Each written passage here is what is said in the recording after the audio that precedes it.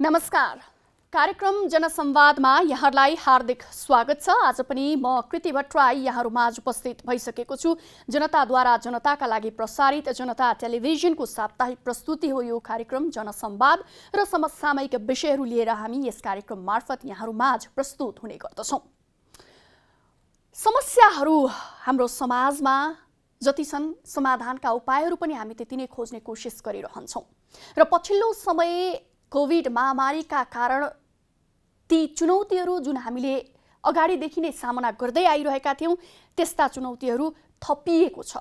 जसमध्ये कुरा गर्ने हो भने मानव बेचबिखन तथा ओसार पसारको सन्दर्भमा कुरा गर्ने हो भने कोभिड महामारीका कारण यो सङ्ख्या अझै 2 गुणाले बढ्न सक्ने सम्भावना रहेको तर्फ विज्ञहरूले औँल्याइरहेका छन्। विभिन्न सङ्घ संस्थाको तथ्याङ्कले देखाएको छ नेपालको सन्दर्भमा कुरा गर्दा।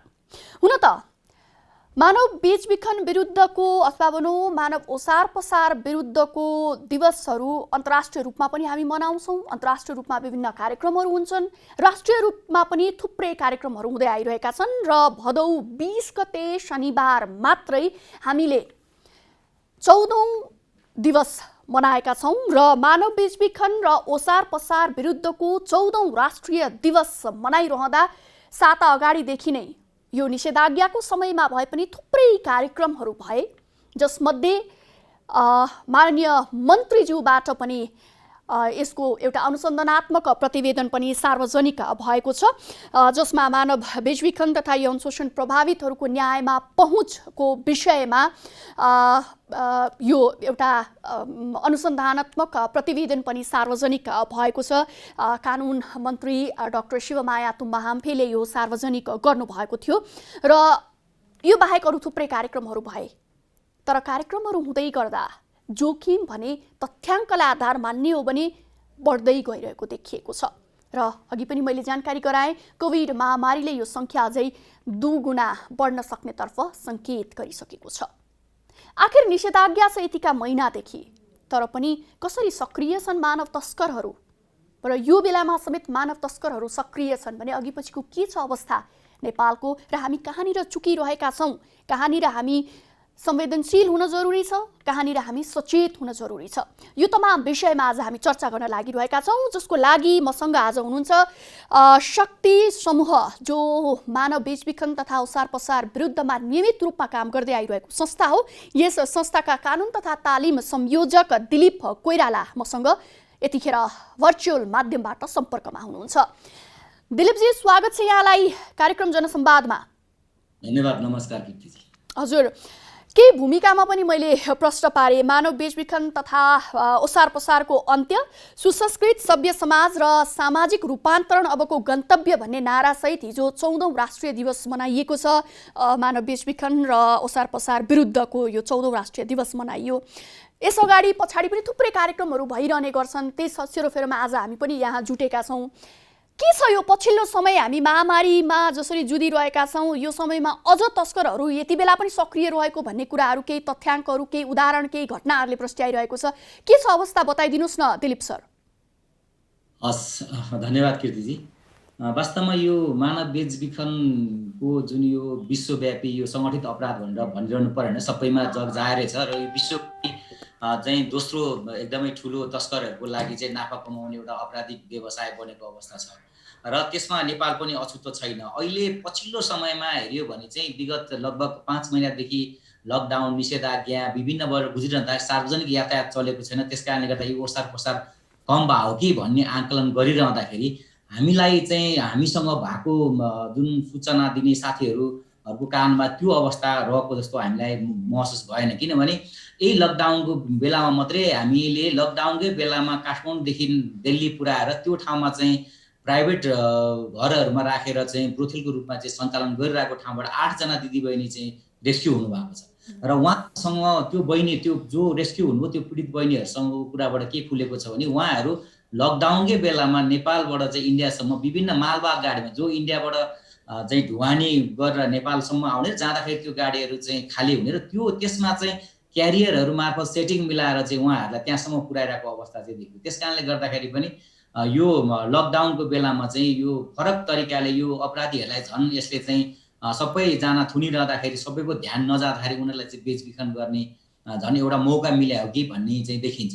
त्यति मात्रै नभए कीर्तिजी नेपाल प्रहरीको सहयोगमा चाहिँ बाहिर मात्रै होइन नेपालभित्रै पनि यो मनोरञ्जन क्षेत्रमा डान्स दोहोरी केबिनमा काम गरिरहेको बहिनीहरूलाई चाहिँ गलत तरिकाले उहाँहरूलाई फकाएर उहाँहरूलाई चाहिँ एउटा घरमा फ्ल्याटमा चाहिँ एउटा यौन शोषण गराइरहेको अवस्थामा चाहिँ 3 जना काठमाडौँमा 3 जना चाहिँ पोखरामा पनि बहिनीहरू रेस्क्यु हुनुभएको छ। जुन काठमाडौँमा रेस्क्यु भएको बहिनीहरू र पोखरामा रेस्क्यु हुनुभएको बहिनीहरू हाम्रो सेल्टर होमसम्म आइपुग्नु भएको र मुद्दा पनि यो काठमाडौँमा रेस्क्यु हुनुभएको बहिनीहरूको मुद्दा पनि चलिरहेको अवस्था चाहिँ छ कीर्तिजी। र यो भर्खर मात्रै हेर्ने भयो भने चाहिँ लकडाउनकै बेलामा हुन त लकडाउनभन्दा अगाडि नै लगेको देखिन्छ र 6 जना दिदीबहिनीहरू जो चाहिँ वैदेशिक रोजगारमा जाने क्रममा इन्डियामा नै चाहिँ उहाँहरू चाहिँ बन्धक जस्तो जीवनयापन गरिरहनु भएको थियो र नेपाल प्रहरीको सहयोगमा उहाँहरू नेपालसम्म आएर ती 6 जना मध्ये 3 जनाले मुद्दा चलाइरहेको अवस्था छ। त्यसकारणले गर्दा यो लकडाउनको अवस्थामा नै बेचबिखन चाहिँ फरक तरिकाले फरक ढङ्गले गरिरहेको चाहिँ देख्न सकिन्छ। भनेपछि जुन हामी सामान्यतया बेचबिखन ओसार पसारको कुरा गर्दाखेरि महिलाहरू मात्रै यसमा पर्छन् अथवा चाहिँ बेचबिखन हुने भनेको नेपालबाट भारतसम्म मात्रै हो गन्तव्य भन्ने खालको जुन एउटा भनौँ न हाम्रो एउटा पर्सेप्सन पाइन्छ, हाम्रो एउटा विचार छ, हाम्रो बुझाइ छ, त्यो भन्दा फरक रहेछ, फरक देखिएको छ हैन अहिले पछिल्लो समय झन् ट्रेन्ड दिलीप सर? एकदमै यसमा चाहिँ यसरी हेर्नुपर्छ। हामीले सुरुमा हेर्दा चाहिँ वास्तवमा हजुरले भन्नुभयो जस्तै खास गरिकन किशोरीहरूलाई इन्डियाका विभिन्न सहरमा सञ्चालित वेश्यालय कोठीहरूमा चाहिँ त्यसरी बेचबिखनबाट सुरु भएको। अहिले चाहिँ बेचबिखनको स्वरूपहरू परिवर्तन भएको छ, जसमा चाहिँ श्रमको लागि सबैभन्दा धेरै भइरहेको हामी देख्न सक्छौँ। वैदेशिक रोजगारको क्रममा हुने महिला र किशोरीहरू घटना आइरहेको छ। यद्यपि पुरुषहरूको चाहिँ उहाँहरू बेचबिखनमा परिरहेको दासत्वको अवस्थामा परिरहे पनि उहाँहरू चाहिँ जेन्डरको कारणले चाहिँ महिलामा मात्रै समस्या होइन पुरुषमा नै समस्या देखिन्छ भने यहाँबाट एकदम कम पुरुषहरू चाहिँ खुल्नु भएको छ। केही खुलेको साथीहरूलाई पनि समाजमा राम्रो वातावरण नभएको कारणले गर्दा पनि त्यो हुनसक्छ। त्यस कारणले गर्दाखेरि यो अहिले पछिल्लो समयमा अङ्ग बेचबिखन हुने गरेकोमा चाहिँ पुरुषहरू खुलिरहनु भएको छ, तर श्रमको लागि हुने बेचबिखनमा चाहिँ पुरुषहरू अझै पनि खुल्न सकेको अवस्था छैन भने यौन शोषणमा परेको दाजुभाइहरू चाहिँ झन् उहाँहरूले जस्तो काठमाडौँको एउटा सानो तपाईँलाई उदाहरण दिउँ। एकजना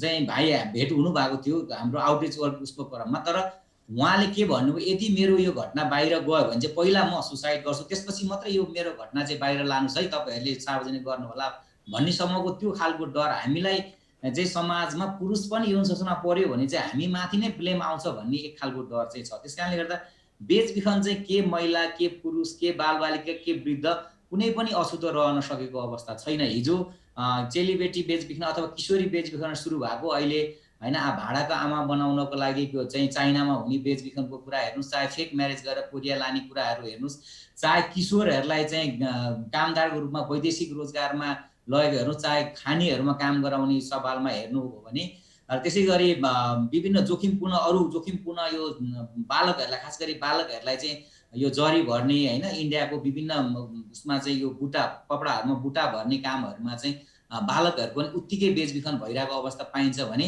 हाम्रो नेपालको 2 नम्बर प्रदेशबाट चाहिँ खास गरी भारतको रेलवेहरूमा बस पार्कहरूमा चाहिँ उहाँहरूलाई चाहिँ सानसानो बालकहरूलाई चाहिँ भिक्षा माग्ने काममा र त्यो गाडीमा हुने व्यापार व्यवसाय जस्तो पानी बेच्न नरिवल बेच्न त्यो काममा पनि बालबालिकाहरू बेचबिखन हुने गरेको चाहिँ पाइन्छ। भनेपछि हिजोसम्म बेचबिखन भन्ने बित्तिकै चेलीबेटी अथवा किशोरीहरू मात्रै बेचबिखनमा पर्छन् र त्यो पनि यौनजन्य क्रियाकलापको लागि चाहिँ उनीहरू बेचिन्छन्, कोठीहरूमा पुग्छन् भन्ने खालको एउटा जुन हाम्रो बुझाइ जुन हामीले घटनाहरूबाट देख्थ्यौँ त्योभन्दा अहिले बृहत छ भन्न खोज्नु भएको हो त दिलीप सर? एकदमै हो। त्यस कारणले गर्दा पनि हामी लगायत सबै सङ्घ संस्थाले मिलेर लामो समयसम्म यो पार्लामा प्रोटोकल पास गर्नुपर्छ भनिरहँदा भर्खरै मात्रै होइन त्यो असारमा मात्रै यो पार्लामा प्रोटोकल पास भइसकेको छ, जस कारणले गर्दा अब नेपालको मानव बेचबिखन तथा ओसार पसार नियन्त्रण ऐन 2064 पनि संशोधन क्रममा सायद छ। अब त्यो चाहिँ सरकारले त्यसलाई संशोधन चाँडै नै गर्नुपर्ने जरुरी छ। त्यसमा पनि त्यही कारणले त्यो परिभाषालाई पनि वृहत गराइएको अवस्था चाहिँ हो। किनभने बेचबिखनमा किशोरीहरू अथवा महिलाहरू मात्रै होइन कि शोषणको लागि चाहिँ जोसुकै व्यक्ति पनि बेचबिखनमा पर्न सक्छ र भनेर त्यसको दायरा चाहिँ फरक र अलिक ठुलो पनि बनाइएको छ, जस कारणले गर्दाखेरि चाहिँ नेपालले पनि त्यसलाई मानेर चाहिँ संशोधन त्यसलाई चाहिँ हामीले सही गरिसकेपछि चाहिँ अब नेपाल पनि त्यो परिभाषामा गइसकेको कारणले नेपालमा पनि खालि किशोरी मात्रै बेचबिखन होइन भन्ने कुरा चाहिँ पुष्टि भइरहेको अवस्था छ। र हामीले बेचबिखन भन्दा बाहिरको मात्रै हेर्दाखेरि चाहिँ नेपालभित्रै हुने बेचबिखनमा चाहिँ अलिकति कम ध्यान गएको कि भन्ने पनि कुराहरू सबैतिरबाट आइरहेको छ, जुन कुरा तपाईँहरूको मिडियासम्म पनि त्यो कुरा पुगिसक्यो होला। अब हामीले राष्ट्रिय मानक आयोगको मात्रै कुरा गऱ्यौँ भने 266 जना विदेशबाट उद्धार गरेको देखिन्छ भने 374 जना चाहिँ नेपालभित्रैबाट उद्धार गरेको देखिन्छ। उद्धार भएको रेकर्डमा आएको डाटाको कुरा हो। त्यस कारणले गर्दा नेपालभित्रै हुने बेचबिखनमा पनि हाम्रो चाहिँ आँखा पुग्न जरुरी छ, सरकारवालाको ध्यान जान जरुरी छ भन्ने पनि मलाई लाग्छ। किनभने हामीले खालि नेपालबाट बाहिर लगेपछि बेचबिखन हुन्छ भनिरहँदा नेपालभित्रै पनि यो अनौपचारिक सेवाहरूमा अतिथि सत्कारको सेवामा लगायत अरू विभिन्न होइन कन्स्ट्रक्सनको कामहरूमा, खास गरिकन ठुल्ठुलो बन्ने रोडका कामहरूमा, नहरका कामहरूमा लगायत अरू कामहरूमा जुन खास गरी बालकहरूको चाहिँ अत्याधिक मात्रामा श्रम शोषणको लागि बेचबिखन हुन्छ, त्यो कुरामा चाहिँ आँखा अलि थोरै पुगेको हो कि भन्ने कुरा चाहिँ देखिन्छ। भनेपछि त देशभित्र नै झन् यो जोखिम बढिरहेको देखियो होइन? कस्तो कस्तो अवस्था के छ देशभित्रको अवस्था? देशभित्रै पनि ओसार पसार मानव बेचबिखन भइरहेछ भन्ने तपाईँले एकदमै महत्त्वपूर्ण कुरा यहाँनिर गर्नुभएको छ। कस्तो अवस्था छ देशभित्र? के को लागि यसरी ओसार पसार गर्छन् अथवा के छ त्यो, कसले गर्छ, यस्तो किसिमको त्यो च्यानल के हो, कुन बाटोबाट उनीहरू यसरी चाहिँ बेचिएका छन् आफ्नै देशभित्र? यो विषयमा पनि अलिकति चर्चा गरौँ न। यो चाहिँ यस्तो छ कीर्तिजी, यसलाई यसरी हेरौँ होला। किनभने अब हामीले नेपालको विकासको क्रमलाई हेऱ्यौँ भने जहिले पनि बेचबिखनको चाहिँ हामीले जनचेतनामूलक कार्यक्रम गर्दै जाँदाखेरि हाम्रो लामो अनुभवले के गर्छ भने यो बेचबिखन बढ्नुमा चाहिँ हामीले गरिबी र शिक्षालाई मात्रै जोडिरहँदाखेरि चाहिँ जुन देशमा हुने असमान विकास पनि यसको प्रमुख कारण हो भन्ने मलाई लाग्छ।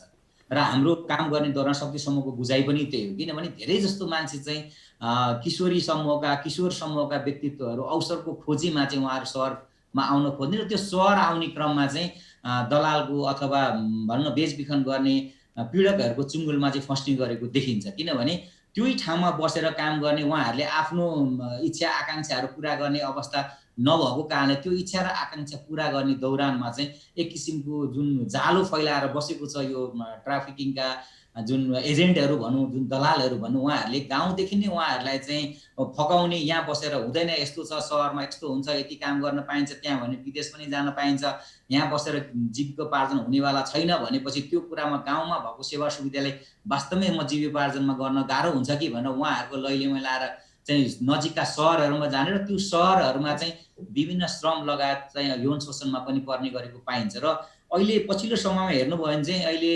खास गरिकन जुन मनोरञ्जन क्षेत्र भनिन्छ, अनौपचारिक सेवा जस्तो डान्स, दोहोरी, केबिन, मसाज पर्ला लगायतका ठाउँहरूमा गाउँदेखि किशोरीहरू चाहिँ सहज रूपमा काम पाउन पनि सकिने भने त्यो ठाउँसम्म आउने र त्यो ठाउँमा धेरै रोजगारी पनि पाउने। तर त्यो ठाउँमा बिस्तारै उहाँहरू शोषणमा पर्दै गएपछि त्यसबाट उम्किन नसक्ने कारणले गर्दाखेरि चाहिँ एउटा सबैभन्दा खतरापूर्ण, सबैभन्दा धेरै जोखिममा पर्न सक्ने र बेचबिखनमा पर्न सक्ने ठाउँ भनेको चाहिँ हामीले हेर्दाखेरि सहर केन्द्रित रहेका यो मनोरञ्जन क्षेत्रहरू पनि पर्छ। र सँगसँगै सहर केन्द्रित भएकै उद्योग धन्दा कल कारखानाहरूमा चाहिँ बाल बालिका दुवैजना चाहिँ बेचबिखनमा परिरहेको देखिन्छ भने यातायात क्षेत्रमा हेर्नुभयो भने पनि खास गरिकन सहचालकको रूपमा राखिने बालकहरूको त्यत्तिकै सङ्ख्यामा चाहिँ हामीले भइरहेको देख्छौँ। र त्यसमा चाहिँ अहिले पछिल्लो समयमा हामी गयौँ भने चाहिँ सानो, तपाईँले देख्दा एकदम सानो भए पनि उसलाई चाहिँ 18 वर्षको म पुगेँ भन त्यसरी पनि सिकाइरहेको अवस्था देख्छौँ। र त्यो कारणले गर्दाखेरि लिएर आउनेको चाहिँ जसले फाइदाको लागि चाहिँ गर्न खोज्यो त्यो ठाउँमा चाहिँ हामीले कम उमेर बालबालिका लाउँदाखेरि उनीहरूलाई तलब पनि कम दिनुपर्ने, उनीहरूलाई भने जति काम पनि लगाउन पाउने, उनीहरूलाई दबाएर पनि राख्न सक्ने कारणले गर्दा बालबालिकालाई श्रमको रूपमा र अरू शोषण गर्न पनि बालबालिकालाई प्रयोग गरिरहेको चाहिँ हामीले पाइरहेको अवस्था छौँ। र त्यसै गरी पछिल्लो समयमा हामीले यो ठुल्ठुलो कन्स्ट्रक्सनको काम जुन भइरहेछ, बाटो सबैतिर निर्माण भइरहँदाखेरि त्यो बनाउने ठाउँमा पनि एउटा चाहिँ मान्छे ल्याइदिने ठेकदार जस्तो एजेन्ट हुने, त्यो एजेन्टले जस्तो भनौँ न मानव सिन्धुपाल्चोक जिल्लामा चाहिँ बाटो बनाउनलाई चाहिँ श्रमिक चाहिएको छ भने उसले त्यो सिन्धुपाल्चोकबाट बालबालिका नल्याएर उसले चाहिँ अर्को जिल्लाबाट ल्याउनु, जसले गर्दाखेरि त्यो ठाउँको मानिसहरूले आफ्नो बालबालिका खोज्न त्यो ठाउँमा गएर त्यो अवरोध पनि नबसो भएर पनि रहेछ एउटा कुरा। किन भन्नुहोस् न, अन्त ठाउँबाट लिएर आउने हो। त्यस कारणले फरक जिल्ला परा सिन्धुपाल्चोकको छ भने सिन्धुपाल्चोक नलगाएर अरू ठाउँमा लाने, त्यो आयोजनामा भइरहेको ठाउँमा फरक फरक जिल्लाबाट लिएर जाने, फरक जिल्लाबाट मात्रै नभएर छिमेकी मुलुक मित्र राष्ट्रबाट पनि बालकहरू ल्याएर काम लागेको र हाम्रो देशको बालकहरूलाई छिमेकी राष्ट्र भारतको चाहिँ बिहार अन्य इन्डियाको धेरैवटा प्रान्तमा चाहिँ नेपालको बालबालिकाहरू पुगेर काम गरिरहेको अवस्था चाहिँ हामीले पाएको छौँ। यस्तो तपाईले भने जस्तो आयोजनाहरूमा काम गर्दाखेरि अथवा भनौँ न अब मनोरञ्जन क्षेत्रमै पनि काम गर्दाखेरि निश्चित उमेर हुनुपर्छ, त्योभन्दा बाहेक चाहिँ भनौँ न 18 वर्ष नपुगेकोलाई चाहिँ लाउन मिल्दैन हुँदैन भन्ने किसिमले त्यो व्याख्या मजाले गरिएको छ, हाम्रा कानुनहरू छन्। त्यस्तै गरेर आयोजनाहरूमा पनि प्रयोग गर्ने बेलामा त निश्चित मापदण्डहरू होलान्, त्यहाँ चाहिँ अब निकायहरू होलान् जसको जवाफदेहिता हुन्छ यस्तो कुराहरू हेर्नको निम्ति। ती संस्थाहरू ती निकायहरू के गर्छन् यस्तो बेलामा, अथवा त्यो त हेरेको देखिएन नि ती निकायहरूले, होइन सर?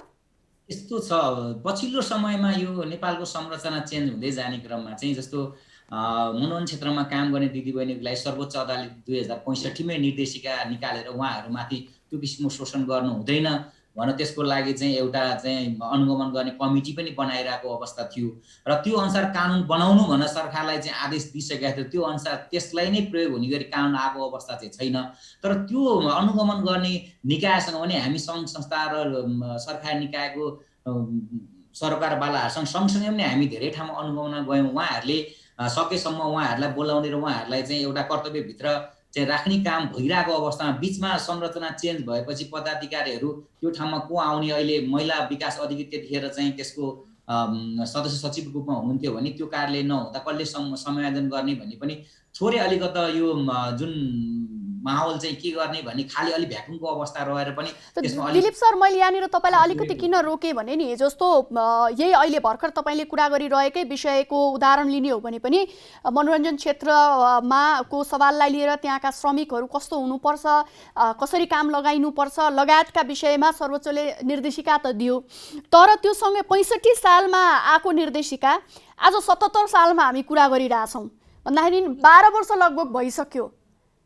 यसले त के देखाउँछ भन्दा अहिले तत्कालको अवस्था मात्रै होइन कि यो 12 वर्षसम्म हामी हरेक वर्ष दिवस मनाइरहँदा यस्तो विषय जुन निकै संवेदनशील भनिएको विषयमा समेत एउटा ठोस निर्णय सरकारको तर्फबाट आउन सकेको छैन। जबकि तपाईँ भनिरहनु भएको छ सरकारवाला निकायहरू हामी चाहिँ निरन्तर संयोजन गरिरहेका छौँ, छलफल गरिरहेका छौँ भनेर भन्नुहुन्छ, तर अहिलेसम्म आउन सकेको छैन भन्दा यसमा कहीँ सरकारकै इच्छा शक्ति नभएको हो कि यो विषयमा, अथवा त्यो किसिमको दूरदृष्टि यो क्षेत्रमा, अथवा जुन किसिमले देशभित्रको समस्यालाई चाहिँ मानव बेचबिखन हुँदैन भन्ने खालको हो, अथवा के हो, सरकारको त्यसमा ध्यान किन पुग्न सकिरहेको छैन जस्तो लाग्छ? यस्तो कीर्तिजी, अब हजुरले भन्नुभयो एउटा कुरा चाहिँ के एकदम सही हो भने राजनैतिक इच्छा शक्ति हुन चाहिँ एकदम जरुरी छ। नेपालको जति पनि सरकारमा पुग्ने दलहरू छ उहाँहरूमा चाहिँ यो एजेन्डा बन्नुपर्छ भन्ने कुरा हो। मैले अस्ति भर्खर मात्रै पनि प्रबल ग्रुप भन्ने संस्थाले चलाएको उसमा चाहिँ राजनीतिक प्रतिबद्धता जरुरी छ भन्ने कुरामा चाहिँ मैले माननीय ज्यूहरूको पनि कुरा सुनेको थिएँ। उहाँहरूले चाहिँ यो कुरा हामीलाई पनि यो कुरा राम्रोसँग थाहा छैन भन्ने कुराहरू आइरहँदाखेरि चाहिँ अब नेपालले चाहिँ पार्लियामा प्रोटोकल पनि सही गरिसकेको अवस्थामा 2064 सालमा कानुन पनि बनिसक्यो, 65 सालमा उहाँहरू आफैले पनि प्रतिबद्धता जाहेर गरिसकेको कारणले गर्दा त्यो प्रतिबद्धतामा फर्केर चाहिँ दलहरूले हेर्नुहुन्छ कि हेर्नुहुन्न भन्ने कुरामा चाहिँ उहाँले सोच्न जरुरी छ। तर सरकारकै निकाय जस्तो सबैभन्दा ठुलो नेपाल प्रहरी लगायत अरूको उसमा चाहिँ हिजोभन्दा थोरै अवस्था परिवर्तन, उहाँहरूको साथ सहयोग पाउने कुरा चाहिँ अलिकति परिवर्तन। हिजो मनोरञ्जन क्षेत्रमा काम गर्ने दिदीबहिनीलाई चाहिँ रेस्क्यू भन्दा नि उहाँहरूलाई समातेर कारबाही गरेर सार्वजनिक मुद्दा चलाइरहने अवस्था थियो भने अहिले रेस्क्यू गर्ने हामी सँगै जान्छौँ, रेस्क्यू हुन्छ र उहाँहरूलाई पीडितकै उसमा राख्ने कुरा चाहिँ थोरै सहजीकरणमा चाहिँ पहिलाभन्दा अलिकति फरक पाएको छ। तर एउटा कुरा अवश्य के हो भने जुन कानुन कार्यान्वयन गराउने शाखा नेपाल प्रहरी अरू जति पनि हामी छौँ त्यो चाहिँ बनेको कानुनमा हामी चल्न पर्ने हो। त्यसकारण बनाउने ठाउँमा चाहिँ जो सबैभन्दा माथि विधायकज्यूहरू हुन्छ, सबै पार्टीहरूले यसलाई राजनीति मुद्दा बनाएर यसलाई प्रतिबद्धता ल्याउन जरुरी छ। किनभने हजुरले भनेको कुरामा सर्वोच्च अदालत 2065 सालमै कानुन बनाउनु भनेर चाहिँ भनिसके, स्पष्ट डान्स दोहोरी केबिन रेस्टुरेन्टमा हुने महिला कामदारमाथि हुने यौन शोषण लगायतको अरू दुर्व्यवहार न्यूनीकरणको लागि कानुन बनाउनु भनेर भनिसकेको अवस्थामा अहिलेसम्म कानुन नबन्दाखेरि चाहिँ उहाँहरूको चाहिँ मूल अथवा एजेन्डामा मुख्य एजेन्डाको रूपमा चाहिँ यो नआएर यो अलि पछाडि पारेको पनि हो कि जस्तो हिजो मात्रै पनि मानव बेचबिखन विरुद्धको दिवस चाहिँ भर्चुअल रूपमा मन्त्रालयले गरेर मनाइरहँदा पनि धेरैजना नेताजीहरूको धेरैजना सांसदजीहरूको कुरा पनि यो चाहिँ दलको उसमा र सरकारको उसमा चाहिँ अलिकति कम परेको सङ्घ संस्थाको चाहिँ मुद्दा हो भन्ने रूपमा मात्रै लिएको महसुस उहाँहरूले पनि गर्नु भएको हुनाले अब चाहिँ यसलाई उहाँहरूले पनि प्रमुख एजेन्डाको रूपमा लिएर जानुहुन्छ कि भनेर चाहिँ सकारात्मक रूपमा पनि हेर्न सकिन्छ कीर्तिजी किनभने जस्तो यसलाई यसो पनि भन्न सकिएला नि जसरी भनौँ न गैर सरकारी विभिन्न सङ्घ संस्थाहरू अहिले त थुप्रै संस्थाहरू छन् जसले यो विषयमा काम गरिरहेका छन् र अघि तपाईँले भन्नुभएको जस्तै सायद प्रहरीमा आएको परिवर्तन जुन किसिमको व्यवहारमा आएको परिवर्तन छ अथवा चेतनाको स्तरमा आएको परिवर्तन सायद धेरै कुरामा यी सङ्घ संस्थाहरूले पनि वर्षौँदेखि खेलेको भूमिका महत्त्वपूर्ण होला तर त्यसो भन्दै गर्दा यी सङ्घ संस्थाहरूले त्यसो भए राजनीतिक दल अथवा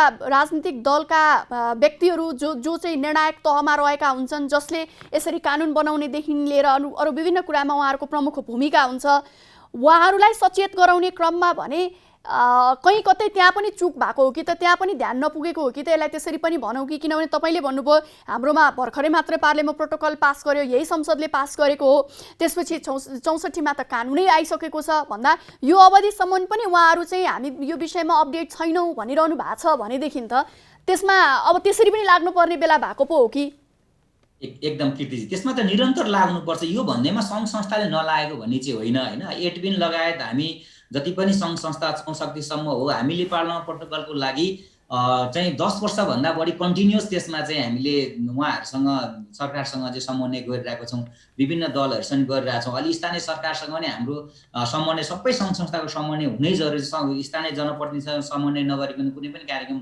गर्न पनि नमिल्ने अवस्था भएको कारणले गर्दाखेरि त्यो ठाउँसम्म नगएको भनेको चाहिँ होइन तर पनि कता कता हेर्दाखेरि चाहिँ अहिले पनि स्थानीय निकायमा तपाईँले हेर्नुभयो भने विकास निर्माणको कुरा भन्ने बित्तिकै अगाडि जाने भन्ने बित्तिकै जुन बनेको भौतिक चिजहरू भौतिक संरचनामा धेरै विकास देख्ने कारणले गर्दाखेरि पनि जुन अरू कुरामा चाहिँ थोरै ध्यान कमका आयो कि भन्ने कुरा चाहिँ लाग्छ मलाई किनभने डोजर बाटो खनिदेखि ओहो बाटो गयो घर बन्यो कुलो बन्यो भन्ने कुरा तर मान्छेलाई चाहिँ एउटा सचेत गर्ने कुरामा अथवा यस्तो पनि भइरहेछ भन्ने कुरामा चाहिँ आफै सचेत हुँदै जानुपर्ने कुरामा ठिक छ तर हाम्रो सरकारको पनि दायित्व भन्ने कुरामा कम पुगेर अर्को कुरा अलिकति तितो पनि लाग्ला सायद राजनीतिक दलका नेताजीहरूलाई यो कोभिडको महामारीमा यसै गरी पनि मानव बेचबिखन भइरहेछ यो कुरा हुँदैछ भन्ने कुरा उहाँहरूलाई पनि थाहा छ किन थाहा छ भने नेपाल प्रहरी स्वयंको नेपाल प्रहरी आफैले रेस्क्यु गरिरहेछ भने त्यसको जानकारी त पक्कै छ यो अवस्थामा चाहिँ यो न्यूनीकरणमा अथवा के गर्ने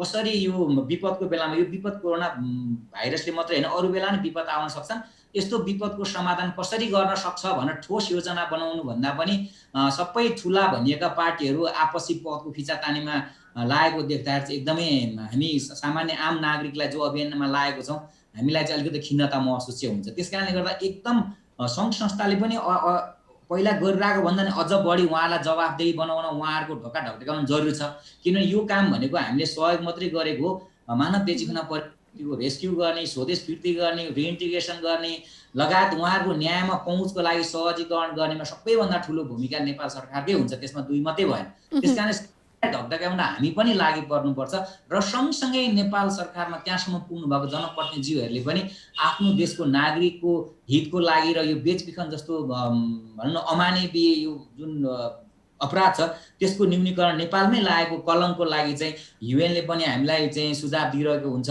नागरिक समाजले पनि सुझाव दिइरहेको छ हजुरहरूको मिडियाबाट पनि यो भएको छ भनेर सबै कुरा देखाइरहँदा त्यसलाई चाहिँ महसुस गरेर चाहिँ गर्नुपर्छ भन्ने लाग्छ र अर्को थोरै मलाई जहिले पनि मैले भन्ने गरेको छु यो जति पनि सरकारी निकायले गर्ने काम भने एउटा उजुरी आएपछि अथवा कोही मान्छे म यस्तो बेचबिखन परेँ भनेर आउनु भन्दा पनि यो भइरहेको कुरालाई चाहिँ अलिक प्रोएक्टिभ तरिकाले यस्तो गरी भएको रहेछ अहिले यो कोभिडको बेलामा नै मालवाहक गाडीबाट पनि मान्छेहरू पुगिरहेको रहेछन् भन्ने कुरामा चाहिँ उहाँ सरकारसँग संयन्त्र छ गुप्तचरहरू हुनुहुन्छ उहाँहरूको अरू पुलिसमा भित्रदेखि चाहिँ अनुसन्धान रूपमा काम गर्ने व्यक्तित्वहरू हुन्छ त्यो कुरालाई चाहिँ व्यापक परिचालन गरेर कुन तरिकाले कसरी भइरहेछ त यो ट्राफिकिङको जालो चाहिँ चेन टुटाउनको लागि चाहिँ थोरै प्रोएक्टिभ भूमिका चाहिँ गर्न जरुरी छ। र सँगसँगै महिला बालबालिका तथा ज्येष्ठ नागरिकको मात्रै यो जवाफदेही होइन, यसमा सबैजनाको उत्तिकै चाहिँ समन्वयकारी भूमिका चाहिँ हुनुपर्छ। कहिलेकाहीँ हामी आफै भनौँ न तपाईँको वैदेशिक चाइनामा भएको होला अथवा इन्डिया बाहेक अरू देशको उद्धारको लागि हामीले महिला बालबालिका ज्येष्ठ नागरिकसँग समन्वय गरेर अन्य मन्त्रालयहरू, परराष्ट्र मन्त्रालय लगायत अन्य मन्त्रालयहरूमा जाँदाखेरि त्यो खालको रेस्पोन्समा चाहिँ अलिकति समन्वयको अभाव हो कि भन्ने चाहिँ हामीलाई पनि त्यो खड्किरहेको। त्यस कारणले गर्दा एउटा मन्त्रालय, एउटा संस्था नेपाल प्रहरीको मात्रै पनि होइन, यसमा सबैको उत्तिकै भूमिका हुन्छ। जस्तो कोही मान्छे पीडित भयो, न्यायमा सहजको पहुँचको लागि प्रहरी मात्रै होइन, हामी नागरिक समाज पनि उत्तिकै जवाफदेही हुन जरुरी छ। त्यसै गरी जसले मुद्दा चलाउँछ न्याय अधिवक्ता कार्यालयबाट सरकारी वकिलहरू पनि उत्तिकै संवेदनशील हुन जरुरी छ। सँगसँगै अदालतमा पुगिसकेपछि जुन किसिमको पीडितहरूलाई ह्यारेस हुनेदेखिका कुराहरू आइरहेको छन्, जुन पीडित जुन पक्षहरू बनाए त्यो पक्षहरू चाहिँ रुमहरू राम्रोसँग खोलिएको अवस्था होइन र न्यायालयकै ढोकाभित्र पनि हामीलाई एउटा तितो अनुभव छ। हामी धेरै सङ्घ संस्था, पिपिआर हामी लगायतको सँगै जाँदा समेत एकजना पीडितलाई इजलासबाटै खोज्ने चाहिँ प्रयास पनि गर्यो। नेपाल प्रहरीको सहयोगमा हामी त्यो सुरक्षित त भयौँ, तर अदालतभित्रै गएर त्यो खोज्ने सम्मको बादमा आउन नदिने अदालतको पनि भूमिका हुन्छ होला, पुलिसको मात्रै होइन। त्यस कारणले गर्दा सबैले आफ्नो ठाउँबाट सहकार्य गर्ने होइन भने यो सम्भव छैन कि। त्यस कारणले जस्तो तपाईँले अघि भन्दै हुनुहुन्थ्यो नि, अब उपत्यकाभित्रै पनि यो समयमा ओसार पसारका कुरा त छँदै नै छन्, बाहिर मालवाहक गाडीमा राखेर पठाइने कुरा त छँदैछ। त्योभन्दा बाहेक उपत्यकाभित्रै पनि अहिले किशोरीहरू जोखिममा रहेका छन्। फ्ल्याटै घरै भाडामा लिएर चाहिँ त्यस्ता किसिमका क्रियाकलाप, उनीहरूलाई शोषण गरिने खालको क्रियाकलापहरू देखिएको छ भन्दाखेरि यो त झन् भयावह, यो त झन् डरलाग्दो स्थिति भएन र सर? एकदमै विपदको अवस्थामा चाहिँ यसको फाइदा लिनेको सञ्जालहरू, अपराधीहरू सल्बलाए भनेर नेपाल सरकारले एकदम सोच्ने बेला आइसक्यो। किनभने तपाईँले भनिरहँदाखेरि नेपाल प्रहरीकै सहयोगमा बहिनीहरू उद्धार हुनुभयो केही समय भने, त्यो बाहेक अरू ठाउँमा पनि भएको छ कि छैन भनेर चाहिँ अनुसन्धान प्रक्रिया अरू पनि बढाउनु पर्ने अवस्था छ। र सँगसँगै अहिले हामीलाई भर्खरै इन्फर्मेसन आइरहेछ, हामी त्यसमा बहिनीहरूलाई काउन्सिलिङको लागि बसी पनि रहेको छौँ। केही बहिनीहरू जुन 5 महिनादेखि रोजगारी गुमाउनु भएको छ र नेपाल सरकारले अनौपचारिक क्षेत्रमा काम गर्नेहरूलाई राहत दिन्छु भन्दा पनि उहाँहरू म डान्स डोरीमा काम गर्छु भन्नु पनि अलि गाह्रो भइरहेको अवस्था, उहाँहरू त्यो राहत पनि लिन नसक्ने अवस्थामा चाहिँ उहाँहरूलाई चाहिँ इन्फ्लुएन्सिङ गरेर चाहिँ कन्ट्र्याक्टमा चाहिँ यौन शोषण गराएर उहाँहरू अनवान्टेड प्रेग्नेन्सीमा हुनुभएको भन्ने कुरा इन्फर्मेसन आएर हामी त्यसमा काउन्सिलिङ पनि गर्दैछौँ। र यदि त्यो कुरा हो रहेछ भने उहाँहरूको उद्धारको लागि हामी नेपाल प्रहरीसँग समन्वय गर्ने। त्यस कारणले गर्दा यस्तो कुरामा कतिको प्रोएक्टिभ पाउनु भएको छ नेपाल सरकार अथवा नेपाल प्रहरी नै भनौँ न? ठिक छ, सरकारको ध्यान त अहिले महामारी नियन्त्रणमा होला, तर नेपाल प्रहरीको त थुप्रै शाखा महाशाखाहरू छन्, जसको हरेक शाखाको जिम्मेवारी आफ्नो आफ्नो ठाउँमा छ। चेलीबेटी अथवा बेचबिखनकै सवालमा एउटा छुट्टै शाखा छ नेपाल प्रहरीभित्र, काम गर्ने संयन्त्र बनेको छ। उनीहरू कतिको प्रोएक्टिभ पाउनु भएको छ तपाईँले सर? यसमा अब अहिले हामी एकदम राम्रो खुसीको कुरा हामी समन्वय पनि गरिरहेछ। मानव बेचबिखन विरुद्ध ब्युरो गठन भइसकेपछि केही सहज वातावरण भएको छ, उहाँहरूसँगै हामीले मिलेर गरेका छौँ। तर मानव बेचबिखन विरुद्धको ब्युरोमा दिनुपर्ने जुन नेपाल सरकारले पनि दिनुपर्ने चाहिँ जुन अरू सुविधाहरूको कुरा होला, मान्छे दिनुपर्ने कुरा होला, त्यहाँ तालिमका कुराहरू होला लगायतको अरू कुरामा सरकारले ध्यान पुर्याउनु पर्यो। उहाँहरूलाई के चिजको समस्या भइरहेछ, के चिज खड्किरहेछ भन्ने कुरा नि हेर्नु पर्यो। किनभने एउटा खडा गर्ने बित्तिकै सबै कुरा जादुको छडी जस्तो हुने त होइन। त्यस कारणले गर्दा अहिले मानव बेचबिखनको ब्युरो एक ठाउँमा मात्रै केन्द्रीकृत भएको कारणले गर्दा त्यो ठाउँको चाहिँ अरू प्रदेशहरूमा त्यसको संयन्त्र कसरी गर्ने र काठमाडौँभित्रै पनि ब्युरोले अरू भएको प्रभागहरूमा अरू भएको कार्यालयसँग समन्वय गरेर कसरी काम गर्ने भन्ने खालको एउटा चाहिँ हुनुपर्छ। अनि हुन्छ मानव विरुद्धको ब्युरो प्रोएक्टिभ भएर काम गर्न सुरु गरिरहेको आभास हामीले पाइरहँदाखेरि अरू ठाउँमा पनि फेरि एउटा मात्रै ब्युरोले, एउटा मात्रै युनिटले त्यो खालले काम गर्न सक्छ भनेर चाहिँ मान्न सक्ने अवस्था छैन नि त। त्यस कारणले गर्दा काठमाडौँ यति ठुलो भइसकेको छ, यति धेरै घनत्व भइसकेको कारणले गर्दाखेरि हामीले चाहिँ नेपाल प्रहरीभित्र जुन खालको चाहिँ मान्छे एकदमै सहज रूपमा काम गर्ने चाहिँ अधिकृतहरू हुन्छ, सरहरू हुनुहुन्छ, म्यामहरू हुन्छ, उहाँहरूको चाहिँ अझ व्यापक परिचालनको लागि सरकारले नै भूमिका खेल्नु चाहिँ जरुरी छ। त्यस कारणले गर्दा नेपाल प्रहरीमा चाहिँ एउटा कुरा के हट्न जरुरी छ भने धेरैजना अहिले कतिपय तालिम लिनुभएको चाहिँ अधिकृतज्यूहरूले त्यो गर्नुहुन्छ, तर धेरै ठाउँमा चाहिँ उजुरी नआएसम्म चाहिँ मुद्दा अगाडि चाहिँ नबढाउने सोच त्यसलाई चाहिँ हो। किनभने जानकारीमा आएका कुरा, उहाँहरूलाई सूचना प्राप्त भएको आधारमा नि प्रोएक्टिभमा त्यो के भइरहेको छ भन्ने कुरा अनुसन्धानको दायरा चाहिँ अलिकति फरक बनाउनु जरुरी छ। यो चाहिँ अलिकति कम हो कि भन्ने महसुस चाहिँ हामीले गरेको छौँ। अब अन्तिममा आइसकेका छौँ सर। हामी अन्तिममा जस्तो अब अघिदेखि कुरा गरिरहेछौँ विभिन्न सङ्घ संस्था, नेपाल सरकारको हामीले कुरा गऱ्यौँ, योसँग सम्बन्धित नेपाल प्रहरीको कुरा गऱ्यौँ। अब भूमिकाकै कुरा गर्नुपर्दा त सरकारी जस्तै अब गैर सरकारी सङ्घ संस्थाहरूको पनि विशेष भूमिका हुन्छ। अघि पनि हामीले चर्चा गऱ्यौँ। यहाँसम्म आइपुग्दाखेरि जुन भूमिका यी संस्थाहरूले निभाएका छन् त्यसमा पनि चर्चा हुने गर्छन् र अहिले विशेष कोभिड महामारीको समयमा यी संस्थाहरू बीचको समन्वय पनि एउटा महत्त्वपूर्ण भूमिका होला। त्यसलाई कसरी हेर्नु भएको छ र कसरी संयोजन? किनभने कतिपय अवस्थामा एउटा संस्थाले गर्न पायो भने आफ्नै मात्रै कुरा अगाडि राख्ने, आफू अगाडि कसरी बढ्ने भन्ने खालको, त्यसले गर्दाखेरि पनि कहिलेकाहीँ यस्ता संवेदनशील विषयहरू छुट्नै हुन सक्छन्। यो सन्दर्भमा के पाउनु भएको छ, कसरी सहजीकरण गरिरहनु भएको छ सर त्यो छोटोमा? एकदमै यसमा तपाईँले एकदम सही कुरा उठाउनु भयो। हामीले बारम्बार उठाएर आएको कुरा पनि त्यही हो, हामी इस्यु बेसमा काम गर्ने हो, प्रचारको लागि काम गर्ने होइन भन्ने कुरा सबैले मनन गर्नु जरुरी छ। र त्यही भएर कतिपय कुराको लिड चाहिँ नेपाल सरकारले लिनुपर्छ, त्यसको मुनि चाहिँ हामी हौ भन्ने कुरा चाहिँ आवाज नेपाल सरकारले पनि गराउनु जरुरी छ। अनि त्यसपछि यो हुने जुन कतिपय ठाउँमा हुने अस्वस्थ प्रतिस्पर्धा आफै घटेर चाहिँ जाने अवस्था छ। कतिपय ठाउँमा चाहिँ अब सबै संस्थाहरूलाई एउटै झोलामा राखेर हेर्न चाहिँ मिल्दैन। धेरैवटा संस्था हामी जुन काम गर्छौँ मानव बेचबिखनको विरुद्ध, हामी सबै सहकार्य गरेर काम गर्दा गर्दै पनि कतिपय ठाउँमा चाहिँ न्युजहरूमा आउने त्यो चाहिँ गोपनीयता भङ्ग भएको कुराले गर्दाखेरि पीडितहरू चाहिँ झन् मार्कामा पर्ने कुराहरूलाई हेर्दाखेरि चाहिँ हामीले यसलाई प्रचारमुखी नभइकन अभियानमुखीको रूपमा लिएर जानको लागि चाहिँ हामी बिचमा जसरी चाहिँ एडमिन लगायतले पनि सहकार्य गरिरहेछ भने सबैभन्दा चाहिँ भूमिका लिनुपर्नेको भूमिका अलिकति कम भयो कि जस्तो गैर सरकारी संस्था महासङ्घको भूमिका चाहिँ अलिकति न्यून भयो कि यो कोभिडको महामारीमा जति चाहिँ गैर सरकारी संस्था महासङ्घ लिनु पर्थ्यो त्यो लिन नसक्या हो कि भन्ने भान चाहिँ भएको। त्यस कारणले गर्दा अब अलिकति अगाडि आएर गैर महासङ्घले चाहिँ संस्थाहरूलाई सहजीकरण गर्ने जिम्मा लिएर संस्था र सरकार बीच चाहिँ समन्वयको पुलको भूमिका काम गर्न चाहिँ गैर महासङ्घले जरुरी छ। किनभने यहाँ गैर सरकारी संस्था हामी अभियानमा लाग्छौँ भने भित्रै चाहिँ अलिकति असमान परिस्थिति लाग्यो भने अभियानमै धक्का पुग्ने भएको हुनाले यो कुरा गर्न सबै सङ्घ संस्थाहरू चाहिँ एउटै उसमा चाहिँ हामी एउटै उद्देश्यको लागि काम गर्छौँ भने त्यो उद्देश्यमा चाहिँ एकमत हुन जरुरी छ। र हजुरले उठाउनु भएको कुरा चाहिँ कहिलेकाहीँ त्यो देखिने कुराहरू चाहिँ कहिलेकाहीँ बुझेर होला, कहिलेकाहीँ कुनै व्यक्तिले काम गर्दा गर्दै चाहिँ अपरिपक्वताको कारणले पनि हुन्छ। त्यो कुरा चाहिँ हामीले काम गरिरहँदा हाम्रो कामले कोही अरूको भविष्यमा नि आघात पुग्न सक्छ। हजुर, धन्यवाद धेरै धेरै दिलीप सर यहाँलाई आजको प्रस्तुतिमा हामीसँग जोडिनु भएकोमा। तपाईहरुलाई धेरै धन्यवाद मेरो विचार राख्ने मौका दिनुभएको नि मेरो र हाम्रो संस्थाको तर्फबाट यहाँलाई धन्यवाद दिन चाहन्छु। हजुर, हामी कुराकानी गरिरहेका थियौं मानव बेचबिखन तथा ओसार पसार विरुद्धको अभियानमा निकै लामो समयदेखि क्रियाशील संस्था शक्ति समूहका कानुन तथा तालिम संयोजक दिलीप कोइरालासँग यो विशेषतः मानव बेचबिखन तथा ओसार पसार विरुद्धको 14औं राष्ट्रिय दिवसको सन्दर्भ पारेर आज हामीले यो प्रस्तुति यहाँहरुमाझ राखेका थियौं र महामारीको समयमा बालबालिका तथा किशोरीहरू र महिलाहरू अझै बढी जोखिममा पर्ने गरेको तथ्याङ्कहरू थुप्रै नै भेटिने गरिन्छ। त्यसमाथि पनि संसारले भोगिरहेको कोभिड महामारीको यो समयमा मानव तस्करहरू अझै पनि सक्रिय रहिरहेका छन्, उस्तै रूपमा सक्रिय रहेका छन्। ढाँचाहरू फरक भएका छन्, तरिकाहरू फरक भएका छन्, तर त्यो तरिकालाई समयमा पहिचान यदि गर्न सकिएन भने थुप्रै किशोर किशोरीहरू विशेषतः जुन उमेर समूहको अघि कुरा गरियो बालबालिका पनि यसमा छन्, किशोर किशोरी यसमा छन्, महिला यसमा छन्।